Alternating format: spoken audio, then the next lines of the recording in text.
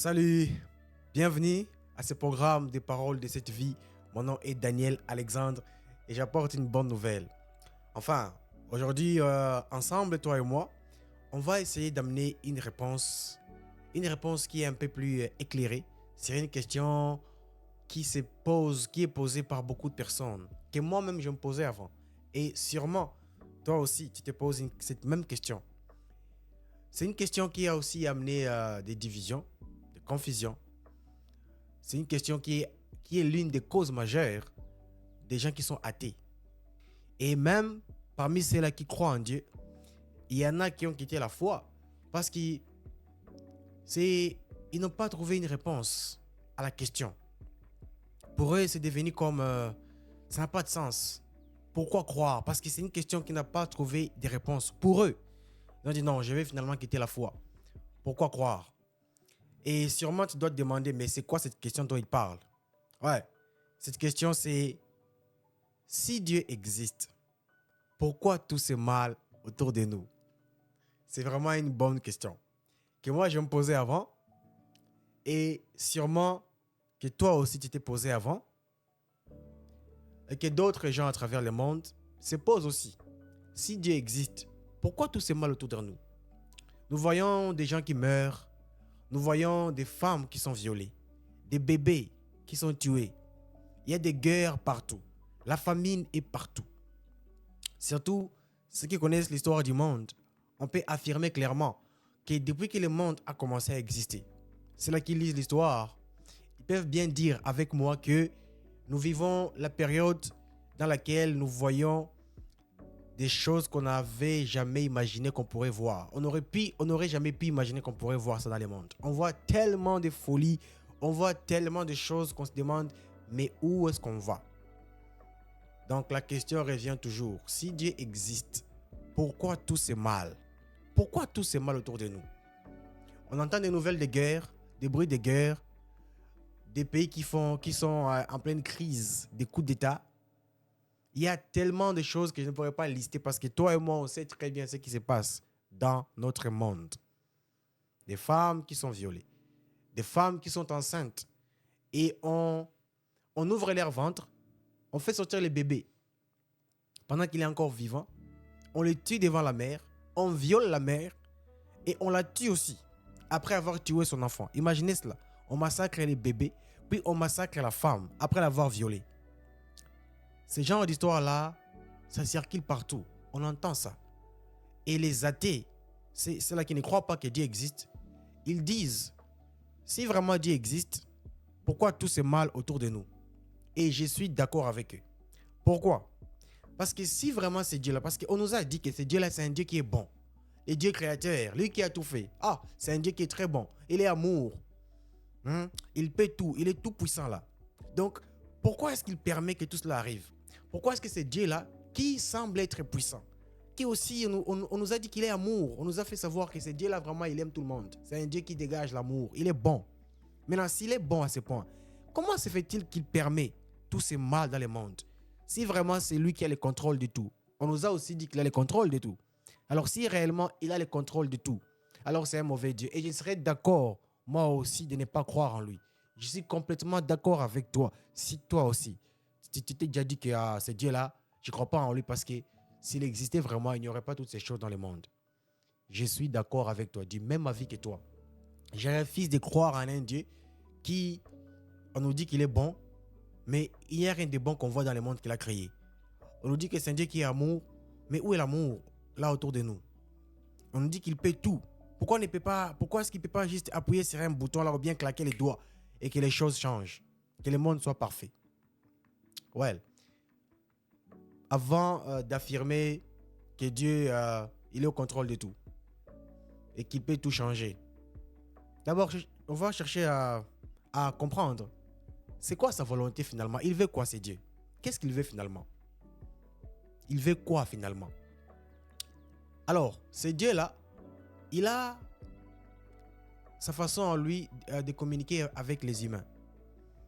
On nous a dit que sa façon lui de pouvoir communiquer avec les humains, c'est à travers la Bible, qui est sa parole.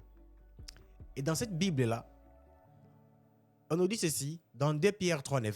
Parce que là, on nous parle de sa volonté. On veut savoir si est-ce que vraiment c'est sa volonté que les gens meurent comme ça, que les bébés souffrent, que les bébés soient tués comme ça. Est-ce que c'est vraiment sa volonté qu'il y ait des guerres avec les Hamas et Israël, l'Ukraine et la Russie, les coups d'État qui se passent dans plusieurs pays, où les victimes sont toujours des personnes faibles. C'est toujours elles les victimes, les plus pauvres. Où est ce Dieu-là? Pourquoi s'il est au contrôle de tout, il ne fait rien? C'est quoi sa volonté? Il veut quoi finalement? Et on se demande, il veut quoi finalement?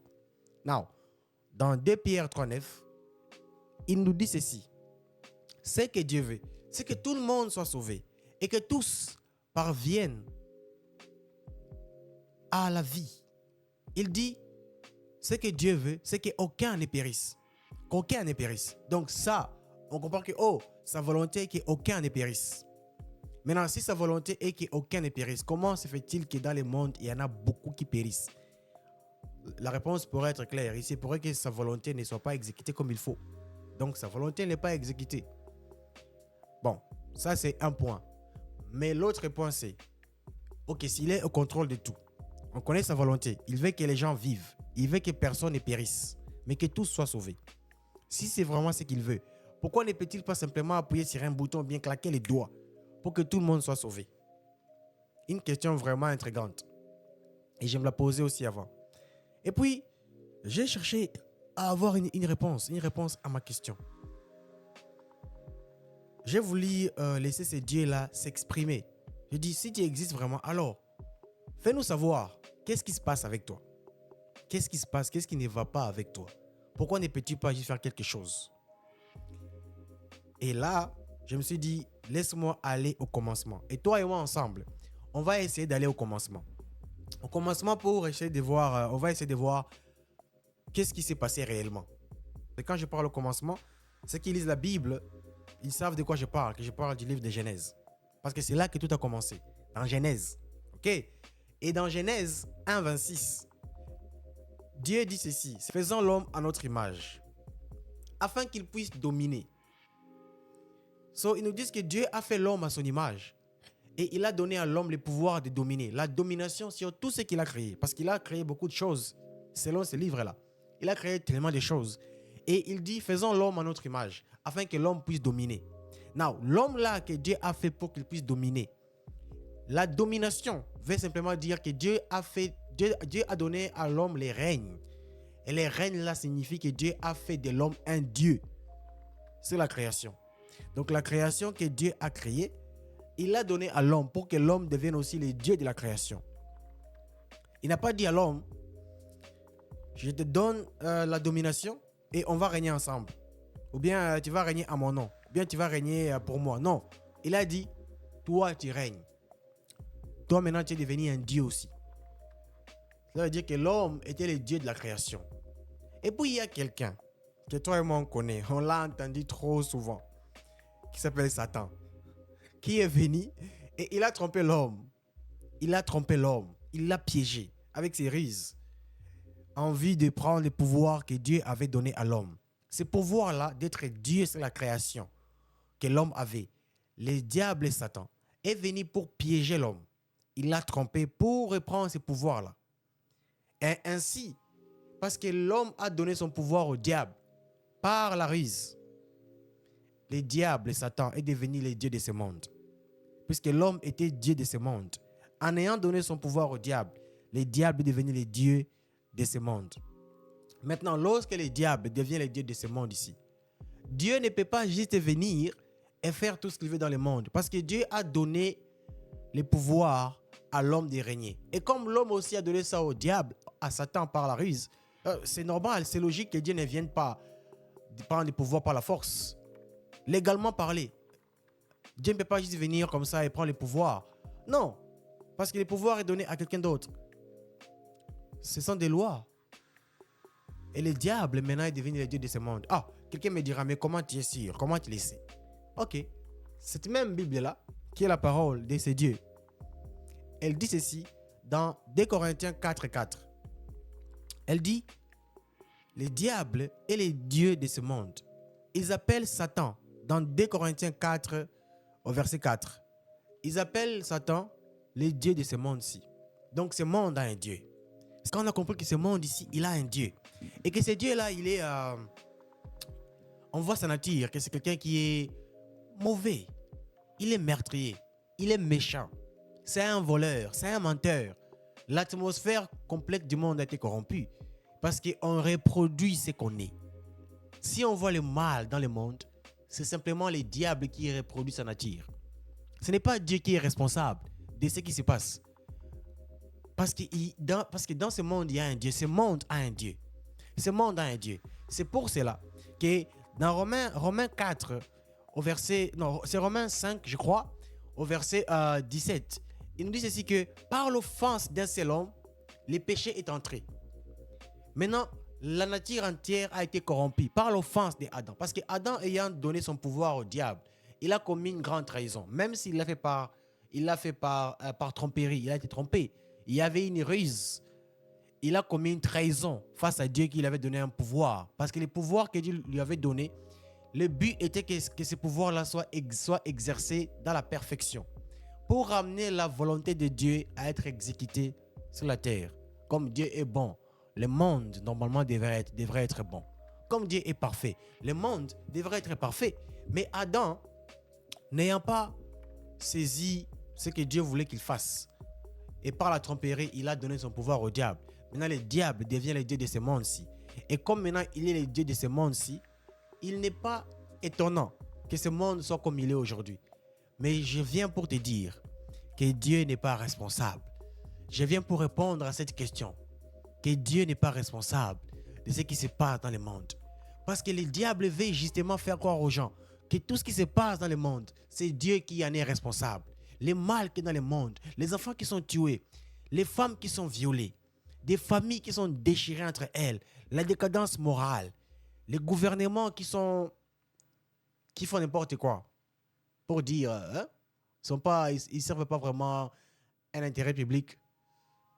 Vous voyez tout ce qui se passe, des coups d'État. Et à chaque fois, c'est toujours comme les faibles qui en sont les victimes. C'est eux qui en payent les prix. Ils en payent les frais. Ils vont en faire les frais chaque année, chaque jour. Toujours les plus faibles en font les frais. Les diables veulent justement vous faire croire que c'est Dieu qui en est responsable. Mais rappelle-toi, Dieu n'en est pas responsable. Parce que Dieu n'est pas le Dieu de ce monde. Rappelle-toi dans 2 Corinthiens 4:4. Tu peux le vérifier. Dans 2 Corinthiens chapitre 4 au verset 4, il dit bien que ce monde a un Dieu et ce n'est pas le Dieu du ciel. C'est le diable. Ce n'est pas le Dieu créateur. Ce n'est pas Jésus-Christ. C'est le diable. Mais comme Dieu nous aime tellement, comme il veut tellement qu'aucun ne périsse, mais que tous soient sauvés, il continue toujours à chercher à ce que son règne soit établi sur la terre. Un jour, il va régner. Ça, c'est la bonne nouvelle. C'est qu'un jour, Dieu va régner sur ce monde. Tant qu'on est encore là, il n'est pas encore arrivé. Mais un jour, ce jour-là va arriver. Ça, c'est la bonne nouvelle. Mais son règne, on peut toujours faire en sorte que son règne soit au moins là. Que son règne soit au moins là pendant qu'on est ici sur la terre. Si tu peux juste croire, c'est pour cela qu'il a envoyé son fils, Jésus-Christ, afin qu'à travers lui, comme il dit que par l'offense d'un seul, le péché est entré, ainsi aussi par l'obéissance, le sacrifice d'un seul, nous sommes pardonnés. Nous sommes pardonnés et nous sommes délivrés de l'atmosphère du péché. Pour ceux-là qui sont en Christ, afin que nous puissions régner en lui. C'est ça que la Bible dit. Afin que nous puissions régner par Christ. Alors Dieu veut amener un nouveau règne.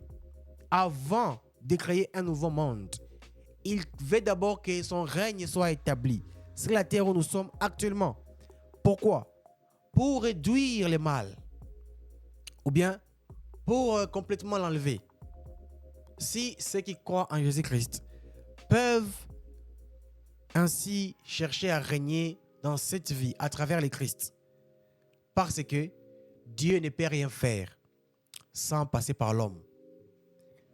Dieu ne peut rien faire sans passer par l'homme. Dans le psaume 115, au verset 16, il dit ça, que le ciel appartient à l'Éternel, mais la terre, il l'a donnée à l'homme.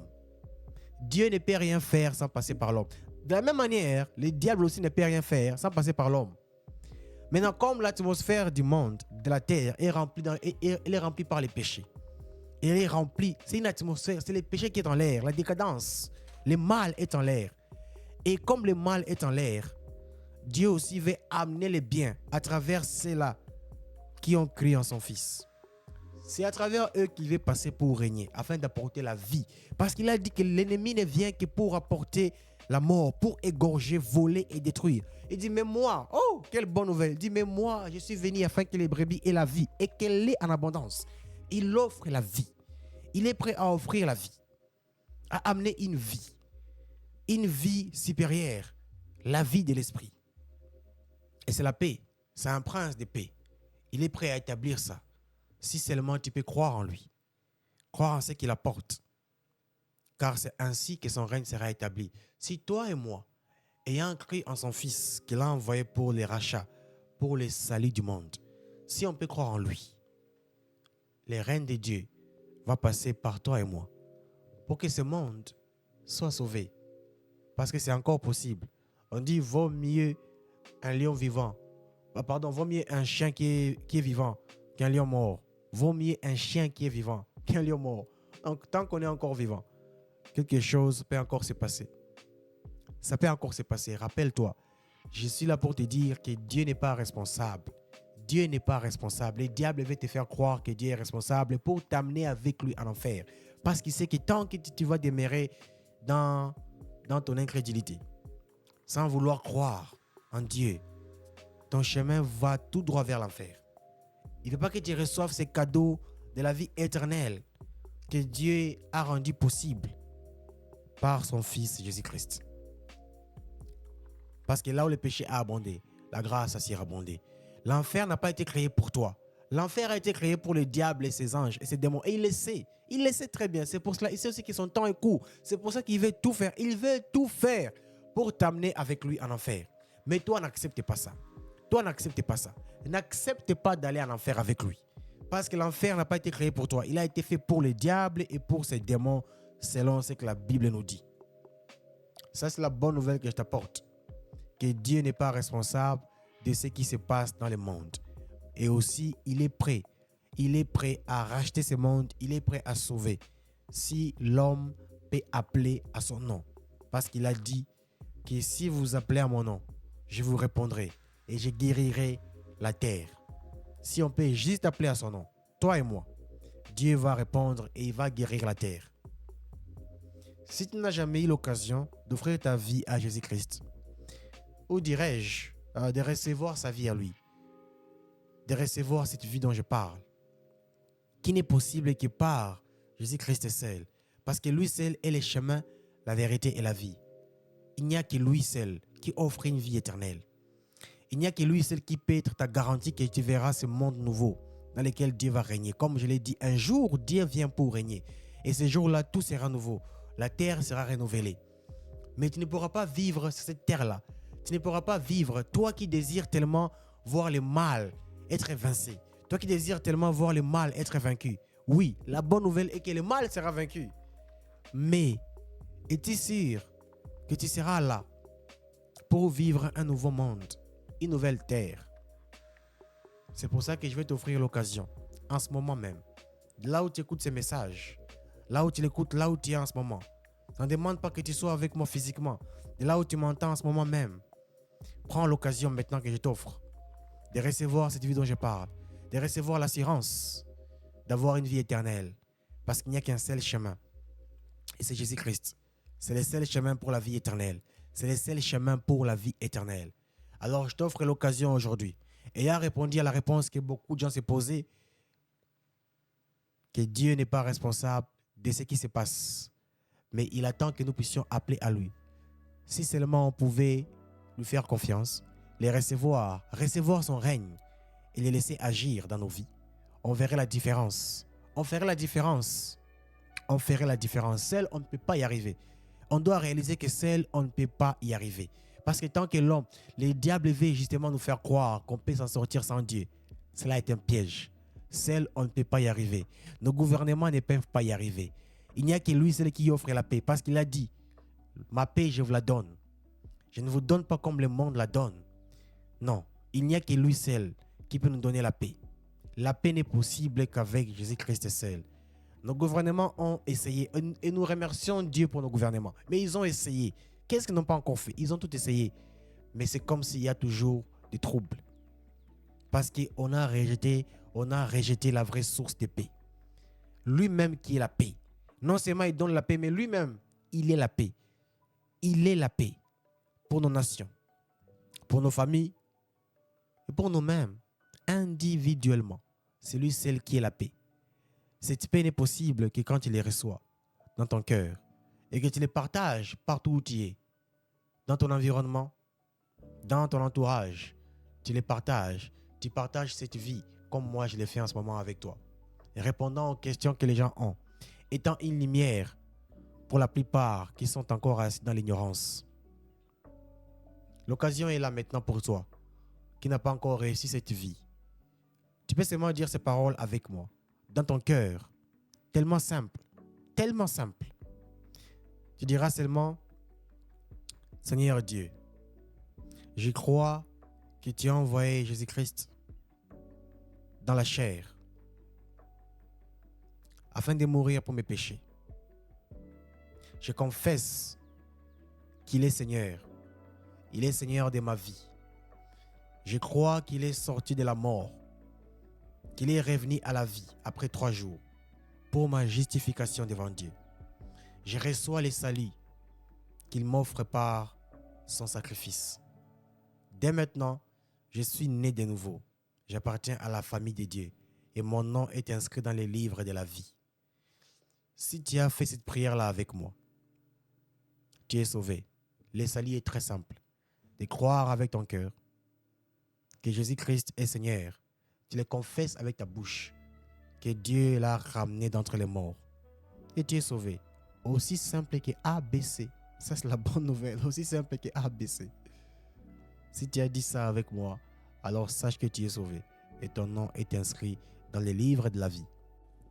Si tu as fait la prière la Dissali avec moi, j'ai une bonne nouvelle pour toi. Tu viens de recevoir une toute nouvelle vie. Maintenant, tu es devenu enfant dans la maison de Dieu. Un enfant dans la maison de Dieu.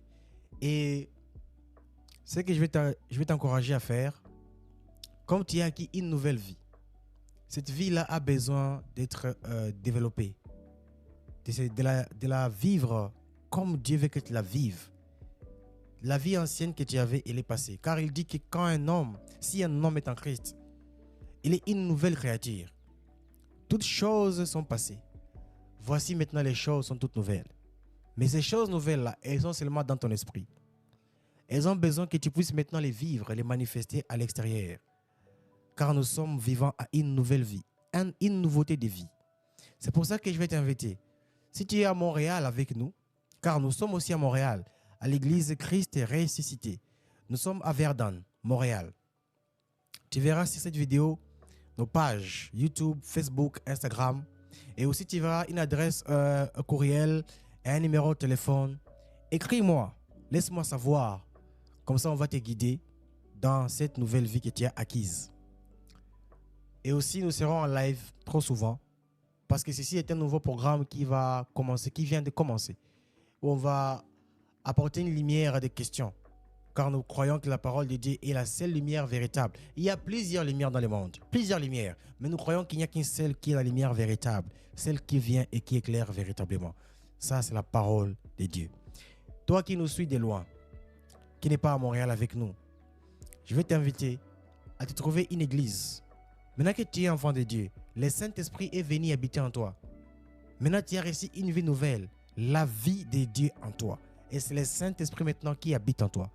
Je vais t'encourager à trouver une église là où tu vas grandir dans la foi, à acheter une Bible et à demeurer dans ton engagement avec le Seigneur. Et tu verras que Dieu va t'amener plus loin dans la connaissance de lui-même. Parce qu'il a dit que la vie éternelle consiste à connaître. La vie éternelle consiste à connaître Dieu. Ça consiste à la connaissance. Alors, je t'invite vraiment à embrasser la connaissance. Embrasse la connaissance. On est là pour te guider. Il y a des questions. Peu importe ce que tu as comme question, écris-moi, laisse-moi savoir. Et ensemble, on va t'aider à grandir dans ta vie nouvelle. Mon nom est Daniel Alexandre. Et je t'apporte une bonne nouvelle. À très bientôt pour nos prochains programmes. Au revoir.